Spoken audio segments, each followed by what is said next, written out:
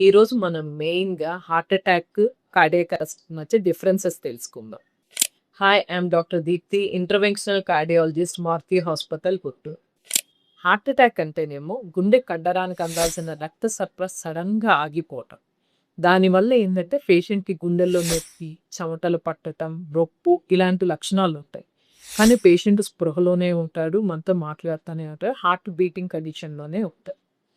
So, కానీ cardiac arrest అంటే ఏంటంటే, సడెన్‌గా హార్ట్ బీటింగ్ ఆగిపోవటం. పేషెంట్ ఉన్న పళంగా కుప్పకూలిపోతారు.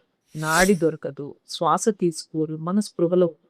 అది చాలా ఎమర్జెన్సీ సిట్యుయేషన్ అయితే ఇమ్మీడియేట్‌గా మనం సీపీఆర్ చేసి హాస్పిటల్‌కి మొబిలైజ్ చేయాలి. లేకపోతే అది చాలా ప్రాణాపాయం సంభవించటానికి చాలా అవకాశాలు ఎక్కువగా ఉంటాయి. ఇంకొకటి ఈ కార్డియాక్ అరెస్ట్ అనేది చాలా కారణాల వల్ల రావచ్చు. కానీ ఎక్కువ శాతం హార్ట్ అటాక్ వచ్చి సరైన టైంలో ట్రీట్మెంట్ తీసుకోని వాళ్ళకి కార్డియాక్ అరెస్ట్ అనేది ఎక్కువగా సంభవిస్తా ఉంటది. అందుకే మనం కంపల్సరీ సీపీఆర్ అనేది అందరూ నేర్చుకుని ఉండాలి. ఎప్పుడు ఎవరికి అవసరం పడిద్దో మనకు తెలీదు కాబట్టి.